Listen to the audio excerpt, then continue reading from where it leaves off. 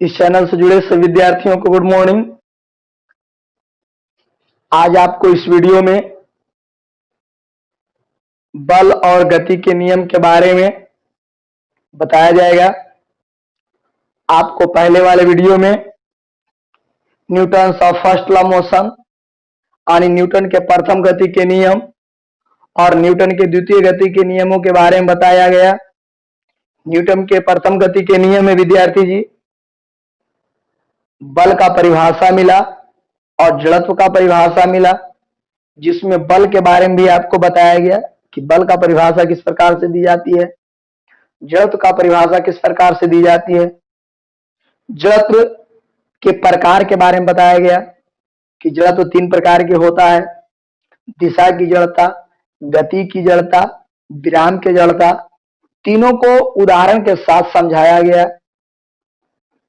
दिशा की जड़ता, गति की जड़ता और विराम की जड़ता। इसके बाद Newton of second law, Newton के द्वितीय गति के नियमों को आपको बताया गया और उससे बल का व्यंजक, बल का सूत्र या बल का माप कहिए, यही क्वेश्चन भी आता है, बहुत इंपॉर्टेंट है कि बल का माप किस गति के नियम से प्राप्त होता है। तो आपका जवाब होगा न्यूटन के द्वितीय गति के नियम से बल का माप प्राप्त होता है। यानी बल बराबर सूत्र होता है द्रव्यमान गुने त्वरण, F बराबर ma। और मैंने आपको इस पर 1-2 क्वेश्चन भी बताया था और होमवर्क के रूप में आपको दिए थे, बनाए, लेकिन अभी तक किसी बच्चे ने ये नहीं क्वेश्चन किया कि सर मेरे पास और भी क्वेश्चन है। मैंने जितना बोला, यदि क्रिकेट खेलने के लिए कह दे 6 ओवर तो 1 और 6 ओवर खेले, मतलब ऐसे। लेकिन हमने एक क्वेश्चन दिया तो कोई 1 से 1 ऐसे नहीं किया, वहीं रह गया। वाह, क्या है, यही आपका सोच है। सोचिए, मिटाते हैं इसको। तो विद्यार्थी बहुत बढ़िया बात, जिन्होंने एक भी बनाया और जिन्होंने नहीं कुछ बनाया उसको वेरी गुड हम दे रहे हैं। इसी प्रकार से आप बने रहें। तो आज हम आप लोग को इस वीडियो के माध्यम से आप सभी विद्यार्थियों को न्यूटन के द्वितीय गति नियम से संवेग के बारे में पहले आपको बताते हैं। इसके बाद द्वितीय गति नियम और संवेग से संबंधित बात, इसके बाद आवेग के बारे में, इसके बाद अनुनय क्रिया के बारे में और इसके बाद न्यूटन के तृतीय गति के नियम के बारे में, इसके बाद संवेग संरक्षण के नियम के बारे में बताया जाएगा। तो आइए, उससे पहले हम कुछ आप लोग को स्पष्ट शब्दों में एक और न्यूमेरिकल का नोट पॉइंट पहले बता देता हूं कि यदि दो असंतुलन का बल लंबवत कार्य करे 90 डिग्री पर, एक बल ये है और एक बल ये, ऐसा दोनों लगे कि एक दूसरे के बीच 90 डिग्री का कोण बन जाए। देखिए, यहां लिख देते हैं पॉइंट में, नोट पॉइंट के रूप में याद रखिएगा। इस पर मैं एक न्यूमेरिकल भी बता देता हूं। जब दो बल लंबवत कार्य करता है तो परिणामी बल का मान क्या होगा। देखिए विद्यार्थी, 2 बल लंबवत कार्य कर रहा है, इधर और इधर, दोनों एक दूसरे के 90 डिग्री पर कार्य कर रहा है। तो इसका परिणामी बल क्या होगा? इसका परिणामी बल क्या होगा? ये पहला फोर्स है सदिश राशि, दूसरा फोर्स है सदिश राशि और ये परिणामी बल है सदिश राशि। ये परपेंडिकुलर कार्य कर रहा है लंबवत 90 डिग्री पर। तो यही बल का मान क्या होगा? तो सीधा ये लम्ब है, ये आधार है, कर्ण निकालना है तो आप कर्ण बराबर जानते हैं, लम्ब स्क्वायर प्लस आधार स्क्वायर, इसको तीर चिन्ह की जरूरत नहीं है। यानी आपको याद रहा परिणामी बल बराबर परिणामी बल यानी F बराबर सूत्र हो गया अंडर रूट F1 के स्क्वायर प्लस F2 के स्क्वायर। फॉर एग्जाम्पल के रूप में क्वेश्चन मैं दे रहा हूं, ये कब लगाएंगे? जब दो बल लंबवत 90 डिग्री पर लगेगा तब। देखिए 4 न्यूटन का बल और 3 न्यूटन का बल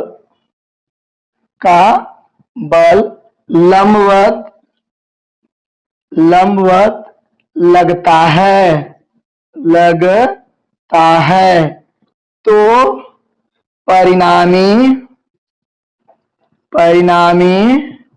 बल क्या होगा?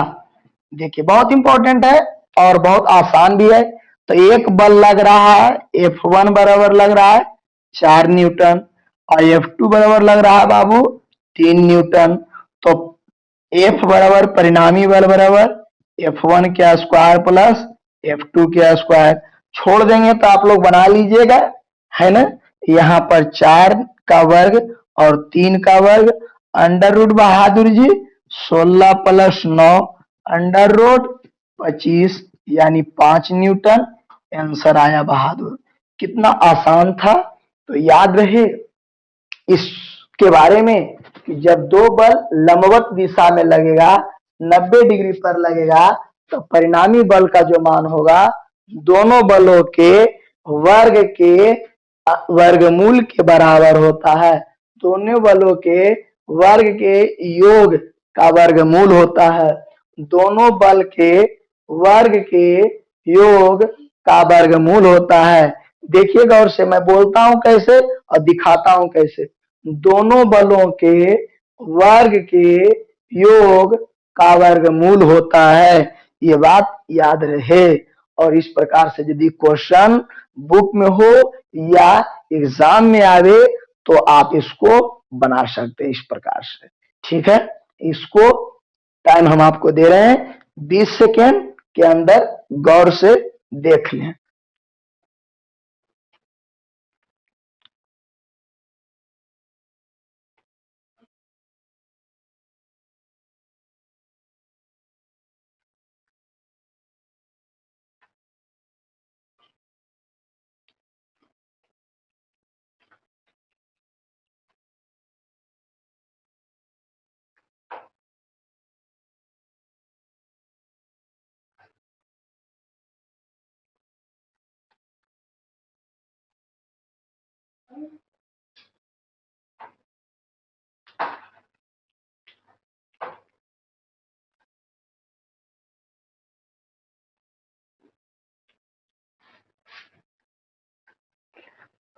देखिए विद्यार्थी, आपने गौर से देखा, मैंने दोबारा समझाया, अब ध्यान से रहे, चुप रहे, इधर देखें।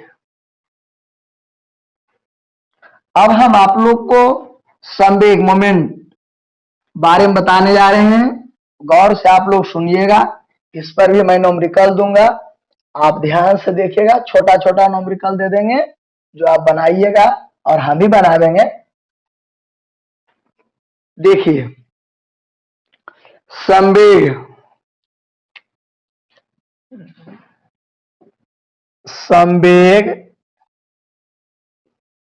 किसे कहते हैं? व्यंजक लिखें। सूत्र भी लिखना विद्यार्थी। व्यंजक मतलब सूत्र, फॉर्मूला। बहुत आसान इसका परिभाषा होता है। किसी पिंड के द्रव्यमान और वेग के गुणनफल को संवेग कहते हैं। कोई भी पिंड है तो उसका वजन तो होगा, द्रव्यमान तो होगा और वो गति करेगा, तो जितना उसका वेग है वो दोनों को गुना कर देंगे, वही संवेग आएगा। संवेग को P से सूचित किया जाता है। यह सदिश राशि है, जिसका एसआई मात्रक किलोग्राम मीटर प्रति सेकेंड होता है। मैं एक बार फिर से बोलता हूं, परिभाषा को आप गौर से सुनेंगे। किसी पिंड के द्रव्यमान और वेग के गुणनफल को संवेग कहते हैं। यह सदिश राशि है। इसका एसआई मात्रक किलोग्राम मीटर प्रति सेकेंड होता है। संवेग को टी से सूचित किया जाता है। ये जो संवेग है विद्यार्थी, उसका जो परिवर्तन होगा वह आरोपित बल के बराबर होती है। मतलब संवेग में परिवर्तन और आरोपित बल एक दूसरे के इक्वल टू होता है, बराबर होता है। मैं शो करूंगा स्क्रीन पर, गौर करेंगे, बोर्ड पर ध्यान देंगे, परिभाषा के साथ लिख रहे हैं आंसर। किसी वस्तु या पिंड के द्रव्यमान, किसी पिंड या वस्तु के द्रव्यमान और वेग के गुणनफल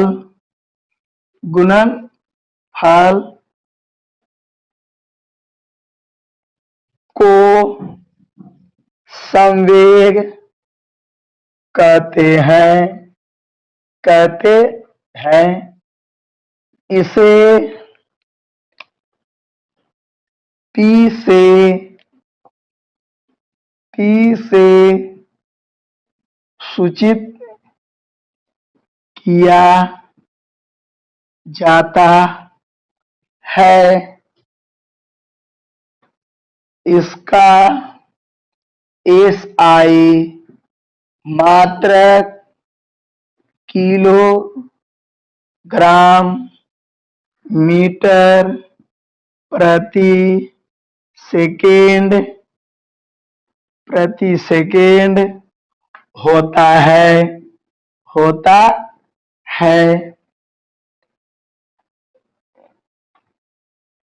होता किलोग्राम मीटर प्रति सेकेंड होता है।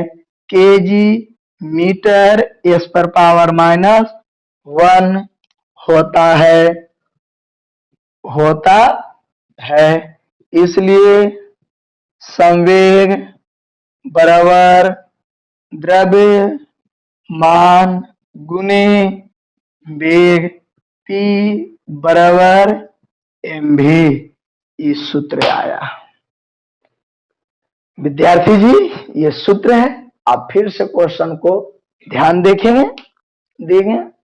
संवेग किसे कहते हैं, व्यंजक मतलब सूत्र लिखें। सूत्र यही है। हिंदी में लिखेंगे तो इस प्रकार से, संक्षेप में संकेत के साथ लिखेंगे तो इस प्रकार से। परिभाषा, किसी वस्तु या पिंड के द्रव्यमान और वेग के गुणनफल को संवेग कहते हैं। इसे P से सूचित करते हैं। P सदिश तीर चिन्ह दे सकते हो, कोई दिक्कत नहीं। P से सूचित किया जाता है। इसका SI मात्रक देखिए विद्यार्थी जी, यहाँ SI लिखा हुआ है, ब्लैक कर दिए। SI मात्रक किलोग्राम मीटर प्रति सेकेंड, ये पूरा में बोलिए या फिर संक्षेप में बोलिए केजी मीटर प्रति सेकेंड, कोई बात नहीं है ना। होता है संवेग बराबर द्रव्यमान गुने वेग, P बराबर mv। तो इस प्रकार से विद्यार्थी जी ये सूत्र याद रहे। मैं इसी पर एक छोटा सा क्वेश्चन देते हैं, गौर करेंगे ताकि आपको मात्रक को बैठाने के लिए आ जाए। गौर करेंगे, ध्यान से इसको देखिए। मिटा रहे हैं विद्यार्थी जी, देखिए।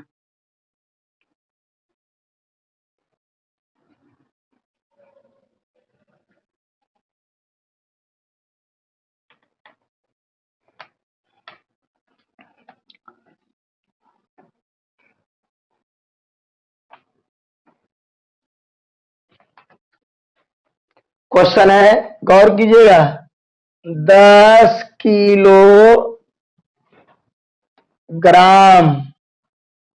की वस्तु का वेग 12 मीटर प्रति सेकेंड है।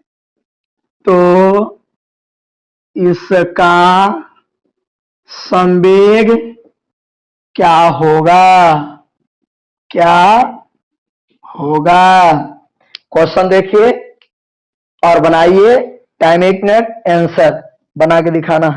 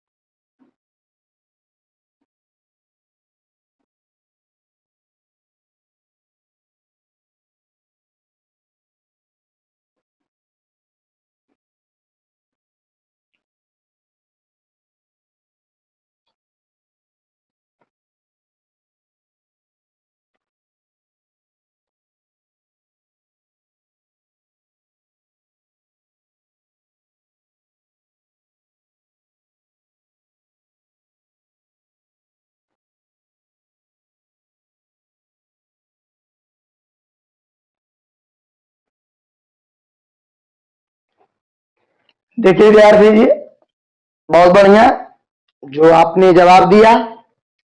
देखिए क्या क्या दिया हुआ, ऐसे बनाइए। दिया है वस्तु की द्रव्यमान बराबर 10 केजी, वेग बराबर 12 मीटर प्रति सेकेंड, संवेग बराबर सूत्र बताए हैं, द्रव्यमान गुने वेग, पी बराबर द्रव्यमान आया 10 गुने 12, 120 केजी मीटर प्रति सेकेंड। कितना सुंदर आंसर आया, बहुत अच्छा आंसर आया। देख लीजिए, सुन लीजिए। वस्तु का द्रव्यमान 10 किलोग्राम है, वेग 12 मीटर प्रति सेकेंड है, संवेग पूछ रहा है। संवेग बराबर सूत्र होता है द्रव्यमान गुने वेग, अर्थात P बराबर 10 गुने 12, तो P बराबर 120 मात्रक होता है किलोग्राम मीटर प्रति सेकेंड। मात्रक नहीं छोड़ना है, फिजिक्स का न्यूमेरिकल बनाने के समय में मात्रक नहीं छोड़ना है। मात्रक छूट गया तो समझ जाइए आपका नंबर कट जाएगा। इसलिए विद्यार्थी जी मात्रक नहीं छोड़ना। हाँ, ऑप्शन में मारना है तो जैसे बनाना है, खाली आपको मान से मतलब है। 120 किलोग्राम मीटर प्रति सेकेंड आया कि नहीं आया, से 120 है तो आंसर। लेकिन ऑप्शन में जरा देख के कि 120 तो है, किलोमीटर खाली सेकेंडे तो नहीं।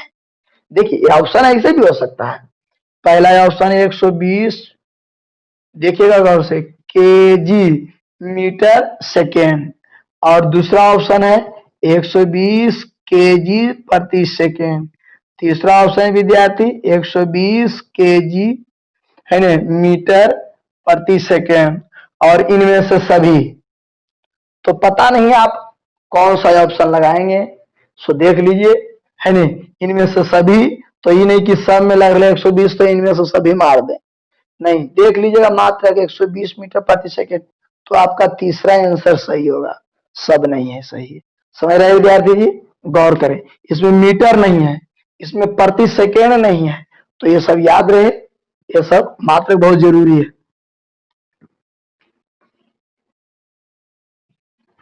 छोटी छोटी गलती में बहुत बड़ी गलती हो जाती है, इसलिए विद्यार्थी जी धागा को छोड़िए नहीं, नहीं तो एक दिन वो रस्सा बन जाता है।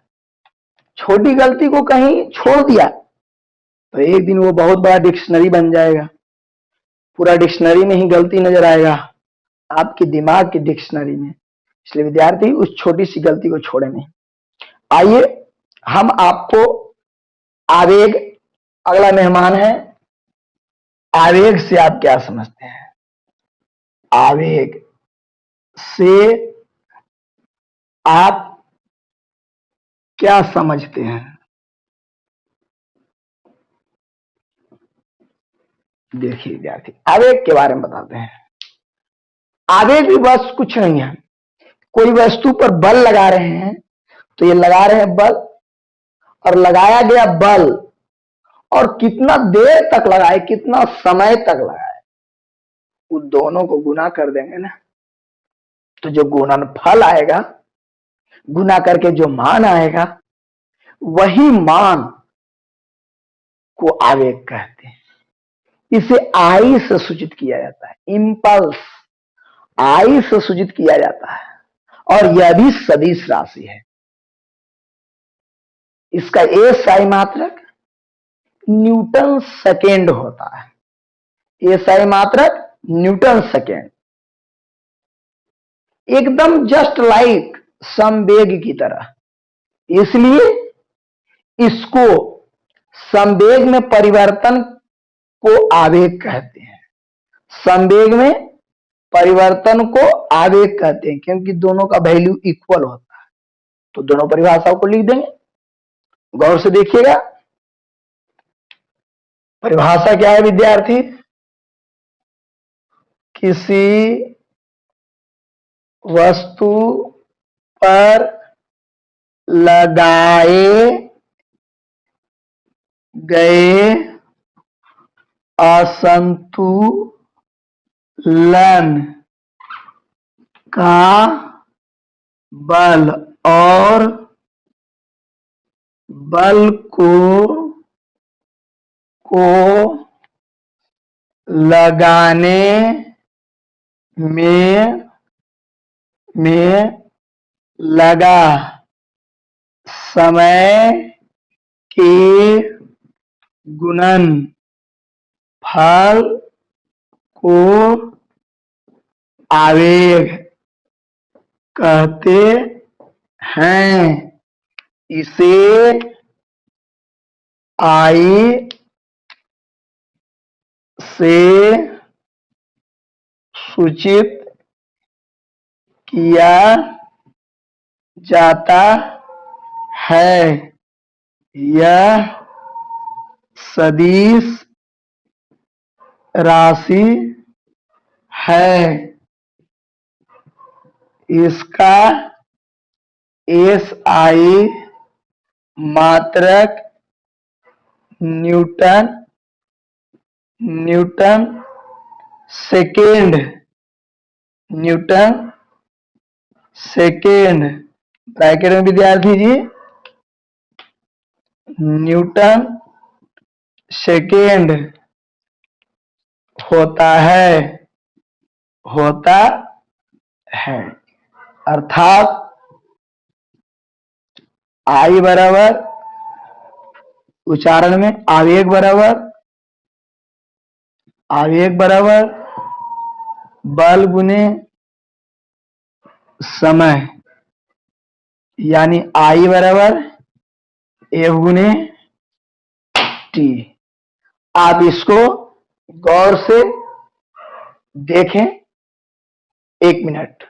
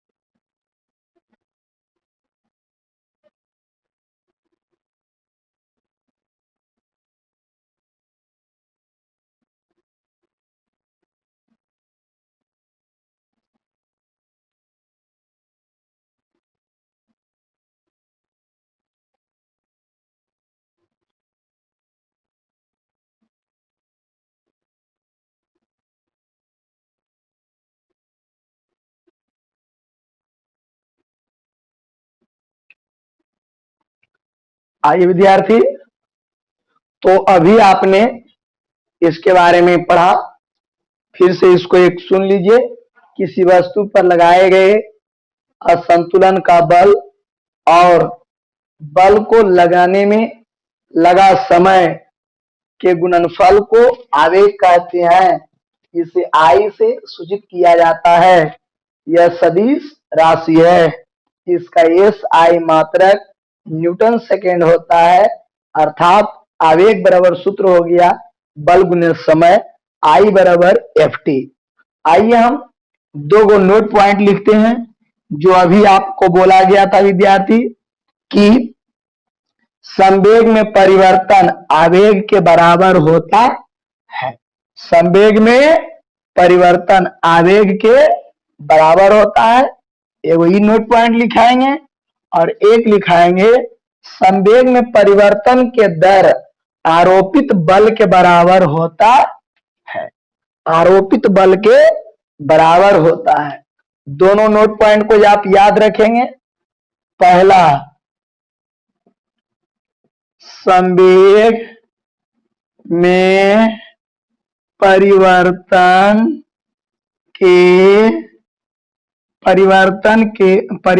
को संवेग में परिवर्तन को आवेग कहते हैं। यानी आई बराबर P1 घटा P2 या P2 घटा P1, P2 घटा लिखो P1, मतलब बाद का संवेग घटा पहले का संवेग जो आएगा वो परिवर्तन हो गया, कितना बदला, जो कि आवेग के क्या होगा, बराबर होगा। आवेग के बराबर होगा। इसको कहते हैं संवेग में परिवर्तन को आवेग कहते हैं। संवेग में परिवर्तन को आवेग कहते हैं। और अबरी रहेगा संवेग में परिवर्तन के दर आरोपित बल, लगा हुआ बल, आरोपित बल के बराबर होता है। बात याद रहेगा। यानी संवेग में परिवर्तन यानी P2 घटा P1 बटे T, परिवर्तन की दर जो होगा वो आरोपित बल के क्या होगा, बराबर होगा। ये सब बातों को याद रखेंगे। हर हालात में कोई भी बात आप नहीं यदि याद रखते हैं तो एग्जाम में थोड़ा थोड़ा प्रॉब्लम होते होते जब आपका क्लास काफी हाई बन जाएगा, मैट्रिक इंटर पार्ट 1 पार्ट 2 होते होते कंपटीशन में जाइएगा, तो यही सब चीजों को आपको यूज करना पड़ेगा। कहीं जा करके ट्यूशन पढ़ना पड़ेगा अलग से, सर कंपटीशन बैच के नाम से जानते हैं। तो यही चीज यदि हम लोग अभी पढ़ते हैं तो दोनों फायदा होगा। एक तो अभी छोटे क्लास में और फिर जा करके हाई क्लास में यही चीजों को पढ़ना है। तो विद्यार्थी, ये जिस पौधे का छोटा नवोद्भिदी पौधा यदि मजबूत रहता है, जिसको आप गाछी कहते हो या छोटा पौधा कहते हो, यदि वो हिष्ट पुष्ट तंदुरुस्त स्वस्थ रहता है तो वो फसल भी काफी अधिक होती है, उच्च पैदावार होता है, अच्छे किस्म का बन जाता है। तो यदि आप अपने जीवन रूपी पढ़ाई को भी पैदावार बनाना चाहते हैं, तब आपको ये सब छोटी छोटी नवोद्भिदी बातों को याद रखना पड़ेगा, बचा कर रखना पड़ेगा, सुंदर तरीके से दिमाग में सजा कर रखना पड़ेगा। तो इसको आप गौर से 20 सेकेंड देखें।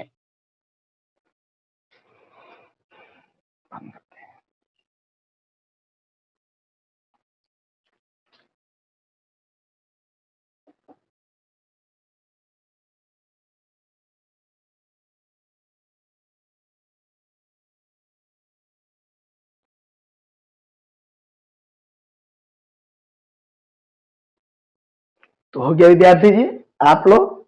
अब हम आप लोग को पहले अनुनय क्रिया बताते हैं कि अनुनय क्रिया क्या है। अनुनय क्रिया। तब आपको न्यूटन के तीसरे गति नियम समझाया जाएगा, बताया जाएगा। देखिए विद्यार्थी,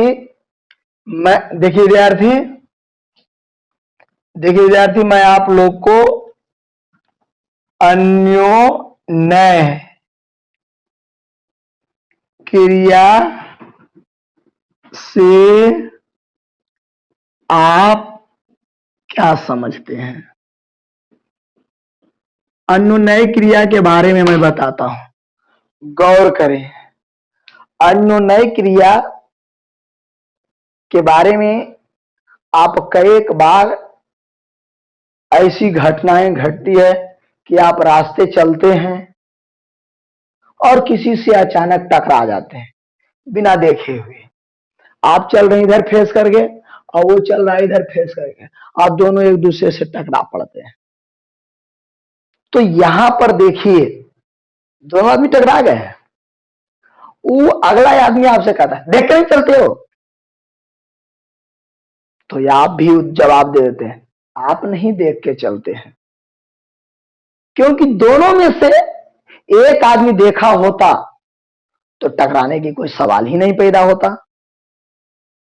कहने का मतलब बाएं वाले आदमी का दोष है या दाएं वाले आदमी का दोष है, या फिर दोनों का दोष इक्वल है? तो आपका मन में जवाब यही होगा कि दोनों का दोष इक्वल है, क्योंकि दोनों व्यक्ति अनदेखे राह पर चल रहे थे, रास्ते पर चल रहे थे बिना देखे हुए, तो टकराना तो ऑटोमेटिक है।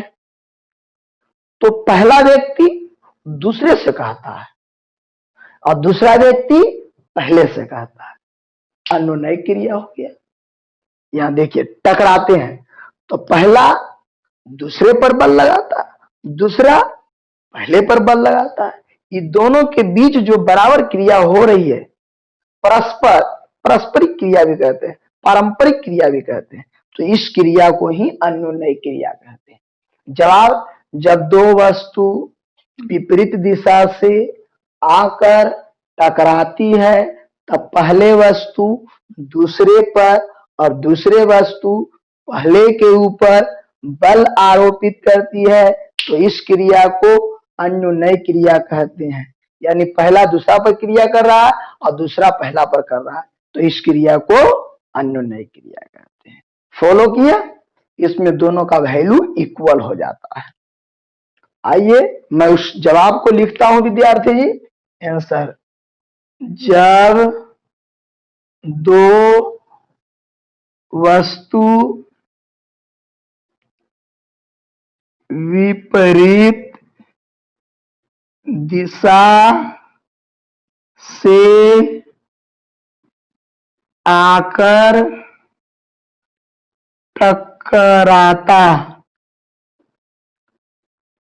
टकराता है तो पहले वस्तु दूसरे पर क्रिया करता है तथा दूसरे वस्तु पहले पर समान बराबर क्रिया करता है। तो इस क्रिया को अन्योन्य क्रिया कहते हैं। ये रहा विद्यार्थी जी, आप सबके लिए बहुत बहुत शुक्रिया।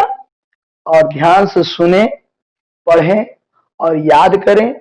किसी भी प्रकार के लिखावट, बनावट, चित्र इत्यादि में यदि त्रुटि हो तो उसके बारे में बताएं कि सर वीडियो ठीक से नहीं आ रहा है, सुनाई ठीक से नहीं पड़ रहा है, लिखाई ठीक से नहीं पड़ रहा है, तो दिखाई नहीं पड़ रहा है। तो ये सब बातों के बारे में बताना है आपका काम है विद्यार्थी।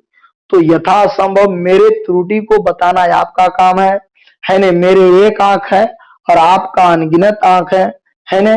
मेरे एक आंखों से गलती हो सकती है, परंतु आप इतने की आंखों से गलती नहीं हो सकती है। इसलिए विद्यार्थी जी, आप सभी बच्चे गौर से देखें, सुने, समझें और किताब को भी पढ़ें। जो बातों को नहीं पढ़ाया गया है उसके बारे में आपको बोलना काम है और मुझे बताना भी काम है। तो आज के वीडियो में इतना ही। फिर हम लोग इसी चैनल पर इसी समय के साथ आप लोग के साथ मिलेंगे, गुनगुनाएंगे, बातें करेंगे। तब तक के लिए सभी खुश रहें और मेहनत करें। जय।